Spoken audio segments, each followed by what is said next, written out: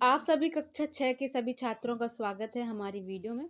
आज की इस वीडियो में आपके लिए लेकर आए हैं कक्षा 6 सामाजिक विज्ञान, जो कि बुक आपकी पूरी पिछले सिलेबस से पूरी तरह बदल चुकी है। इस साल इसका आपका नई बुक, नया सिलेबस देखने को मिलेगा। तो इसका देखेंगे सामाजिक विज्ञान 8 ग्रेड अभ्यास पुस्तिका का पूरा सॉल्यूशन। चलिए शुरू करते हैं। पहले यहाँ पे अनुक्रमणिका, जिसमें आपको खंड, विषय का, विषय खा और विषय गा के रूप में देखने को मिलेंगे। विषय काम है भारत एवं विश्व, जो जिससे हम अपनी शुरुआत कर रहे हैं। पहला अध्याय लेंगे इसका, पृथ्वी पर स्थानों की स्थिति। चैनल पर नए हैं तो चैनल को सब्सक्राइब जरूर कर लें, वीडियो को भी लाइक कर दें और अधिक से अधिक लोगों के साथ शेयर भी कर दें। तो देखिए अध्याय 1, पृथ्वी पर स्थानों की स्थिति।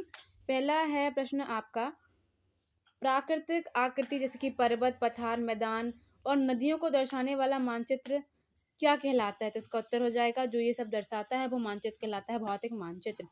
प्रश्न दूसरा है आपका, सेतु का प्रतीक चिन्ह क्या होगा? तो आपको उत्तर में लगा देना ऑप्शन नंबर सी, ये जो है सेतु का प्रतीक चिन्ह है। प्रश्न सी तीसरा है, कई शताब्दियों पूर्व भारत की स्वयं की एक प्रमुख यामोत्तर थी, जो इस नगर के मध्य से गुजरती थी। तो ये हो जाएगी आपकी उज्जैनी, ऑप्शन नंबर ए इसका सही आंसर हो जाएगा। उसके बाद है भारतीय मानक समय, ग्रीनिच मीन टाइम पर स्थानीय समय से आगे होता है। तो यह 5 घंटे और 30 मिनट आगे होता है स्थानीय समय से। तो इसका उत्तर जाएगा ऑप्शन नंबर ए। पृथ्वी अपनी धुरी पर एक चक्कर पूरा करती है। तो पृथ्वी जब एक अपनी धुरी पर एक चक्कर पूरा करती है तो उसे ही हम एक दिन पूरा होना यानी कि 24 घंटे पूरा होना कहते हैं। तो ऑप्शन नंबर बी इसका उत्तर हो जाएगा। प्रश्न 6 है, रमा पूर्व दिशा की ओर जाते समय अपनी बाईं ओर मुड़ जाती है, वह किस दिशा की ओर जा रही है? तो देखिए, मान लीजिए रमा है, वह इस प्रकार चल रही है, ये पूरब है, ठीक है, ये पश्चिम है, ये उत्तर है और ये दक्षिण है। तो यह रमा इस तरफ चल रही है, फिर वह अपने बाईं ओर, तो यह मान लीजिए इस तरफ को मुंह करके खड़ी, तो ये दाया है, ये बायां, तो ये ऊपर की ओर यानी कि बाईं ओर, बाईं ओर वो क्या करती है, मुड़ जाती है। तो वह किस दिशा की ओर मुड़ गई है? तो उस साइड क्या है, नॉर्थ यानी कि उत्तर दिशा है। तो वह किस दिशा में मुड़ गई है? उत्तर दिशा में, ऑप्शन नंबर सी इसका उत्तर हो जाएगा। प्रश्न 7वां है, मानचित्र का मुख्य घटक नहीं है। तो उत्तर हो जाएगा आरेख, ठीक है, ये मानचित्र का मुख्य घटक नहीं है। फिर है, पृथ्वी को उत्तरी गोलार्ध और दक्षिणी गोलार्ध में विभाजित करने वाली रेखा है। तो वह रेखा है भूमध्य रेखा, जो कि पृथ्वी को दो अलग अलग गोलार्धों में अलग करती है। प्रश्न 9वां है, भूमध्य रेखा के चारों ओर समानता होती है। तो ये जाना जाता है उष्ण जलवायु के लिए, ऑप्शन नंबर एक। प्रश्न 10वां है, ग्लोब पर किसी स्थान की स्थिति को दर्शाने के लिए आवश्यक है, तो हमें उसकी अक्षांश और देशांतर रेखाएं बनाना आवश्यक है। दिए गए शब्दों में से चुनकर रिक्त स्थान भरिए। यहाँ पे आपको ऑप्शंस पहले से ही दिए गए हैं, इन्हीं को देखकर आपको यहाँ पे खालिस्तान भरना है। पहला ए है, मानचित्रों की पुस्तक खालिस्तान कहलाती है। तो उत्तर हो जाएगा एटलस, ठीक है। बी है, ग्रेगोरियन कैलेंडर का उपयोग खालिस्तान स्तर पर किया जाता है। तो ये अंतर्राष्ट्रीय, इंटरनेशनल स्तर पर किया जाता है। सी है, किस मानचित्र में स्थान विशेष पर पाए जाने वाले खनिज को दर्शाया गया है, वह मानचित्र क्या कहलाएगा? तो वह मानचित्र जिसमें मानचित्र में क्या खनिज को दर्शाया जाता है वो थीमेटिक मानचित्र कहलाता है। फिर ग्लोब पर एक ग्रिड खालिस्तान और खालिस्तान रेखाओं से मिलकर बनती है। तो ये अक्षांश और देशांतर रेखाओं से मिलकर बनती है। फिर है अगला ई, प्रमुख यामोत्तर को खालिस्तान से अंकित किया जाता है। तो उत्तर हो जाएगा, प्रमुख यामोत्तर को 0 डिग्री से अंकित किया जाता है। और एफ है, मध्य प्रदेश का उज्जैन नगर अनेक शताब्दियों तक खालिस्तान का एक प्रसिद्ध केंद्र रहा है। तो ये खगोल विद्या, एस्ट्रो, यहाँ पे आप जो अंतरिक्ष के बारे में जो है ना, यहाँ पे हम यहाँ पे खगोल विद्या कह देंगे इसको।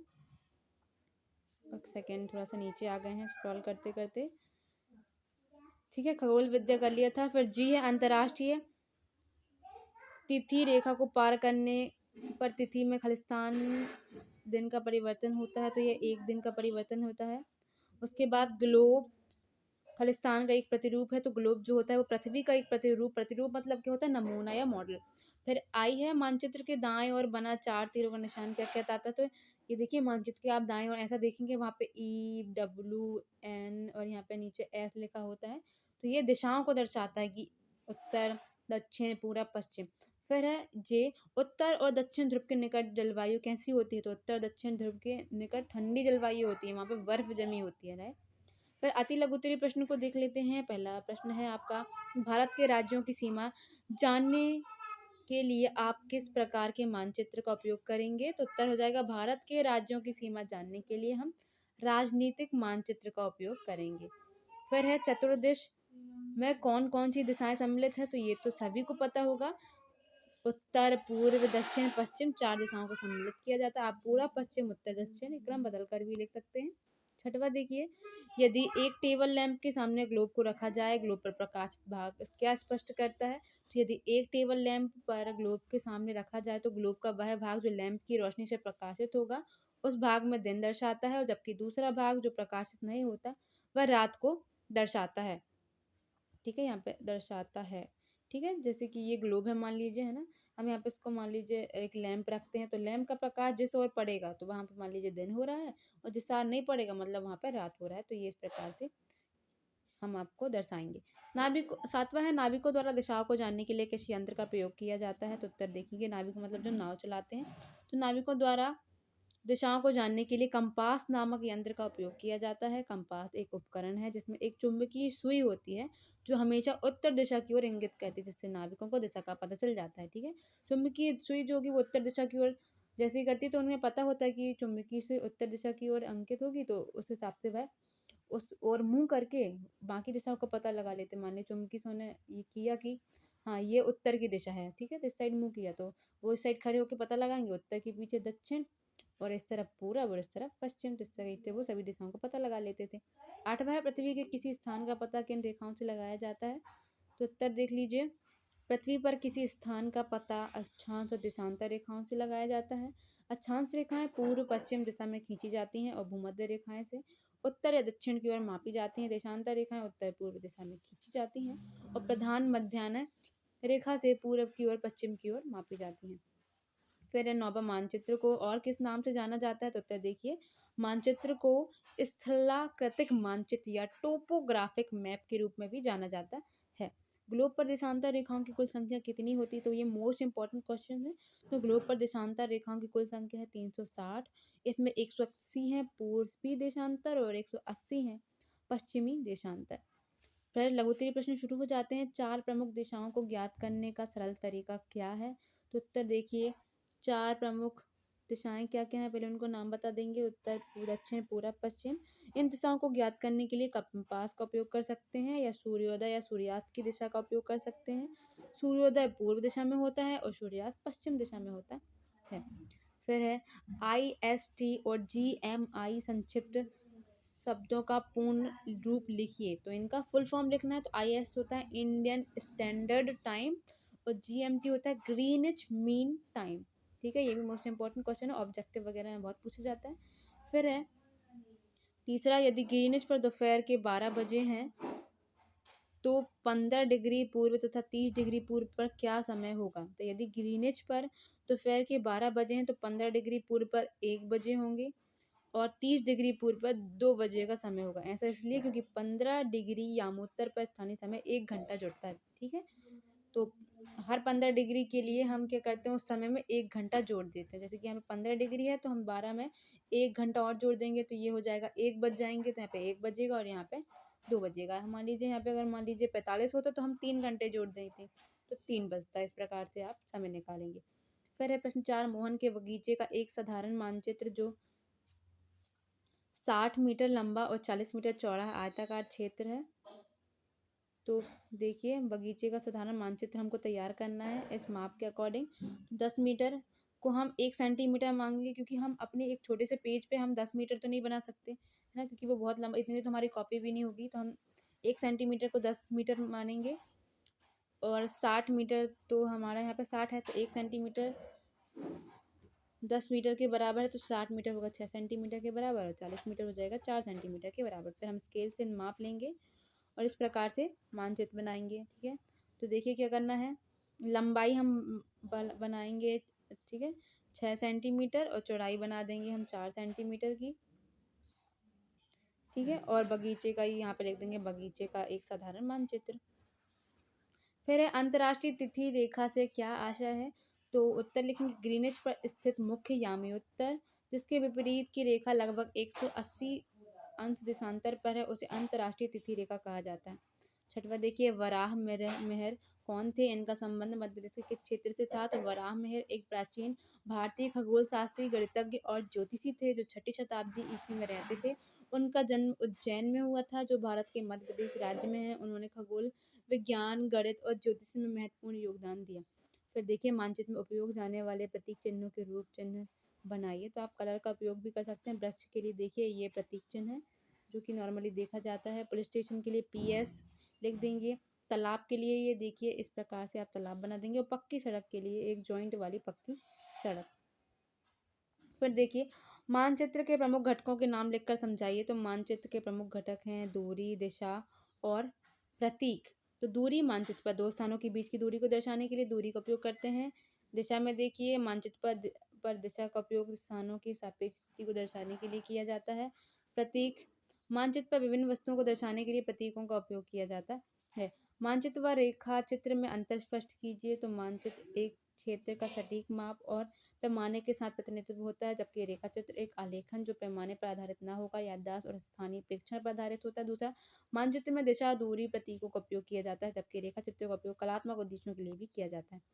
10वां देखिए मानचित्र भारत के मानचित्र में मध्य प्रदेश तथा उसके पड़ोसी राज्यों को दर्शाना है। तो ये रहेगा हमारा मध्य प्रदेश बिल्कुल बीचों बीच। ठीक है, उसके पड़ोस में देखेंगे यह साइड उत्तर प्रदेश, यहाँ पे छत्तीसगढ़, यहाँ पे महाराष्ट्र, यहाँ पे गुजरात और यहाँ पे राजस्थान। तो मध्य प्रदेश जो है वो 5 राज्यों से घिरा हुआ है, एक लैंड लॉक्ड राज्य है। ठीक है, लैंड लॉक मतलब कि सारे जो है यहाँ पे लैंड ही है, स्थानीय है, कहीं से भी जल सीमा नहीं है इसकी। ठीक है, तो चारों तरफ स्थानों से घिरा हुआ राज्य है। फिर देखिए लघु नगर के चित्र को देखकर नीचे दिए गए प्रश्नों को उत्तर देखिए। तो ये आपका चित्र है। ठीक है, तो चलिए शुरू करते हैं। रेलवे स्टेशन कौन सी दिशा में है। तो ये देखिए ये यहाँ पर दिशा का चार्ट बना हुआ है। तो रेलवे स्टेशन दिशा के अकॉर्डिंग रेलवे स्टेशन देखेंगे कहाँ है रेलवे स्टेशन। तो ये आपका रेलवे स्टेशन जो है, यहाँ से देखिए रेल लाइन गई है, तो ये पश्चिम दिशा में है। फिर देखिए बैंक से बाजार जाने के लिए आप किस दिशा से चलकर किस दिशा की ओर जाएंगे। तो देखिए बैंक कहाँ है आपकी, बैंक ये है। तो आप बैंक से कहाँ जाना है आपको, बैंक से बाजार जाना है। ठीक है, तो देखिए यहाँ आप बैंक से चलेंगे तो यहाँ पे नीचे की ओर चलेंगे, यानी कि आप दक्षिण की ओर चलेंगे। फिर बाजार जाने के लिए आप पश्चिम में मुड़ जाएंगे। तो दक्षिण की ओर चलेंगे और फिर पश्चिम में मुड़ जाएंगे। एक सेकेंड। हाँ, आप ऐसा भी चल सकते हैं, पहले आप पश्चिम दिशा में चल लें फिर दक्षिण की ओर मुड़ जाएं। ठीक है, या फिर आप पहले दक्षिण की ओर चलें फिर पश्चिम की ओर मुड़ जाएं, तो दोनों ही हो सकते हैं। दाएं कोने पर स्थित 4 तीरों का निशान क्या प्रदर्शित करता है। तो दाएं कोने पर स्थित 4 तीरों का निशान 4 दिशाएं उत्तर, दक्षिण, पूर्व, पश्चिम दर्शाता है। और चिकित्सालय के दक्षिण दिशा में क्या स्थित है। तो चिकित्सालय देखेंगे,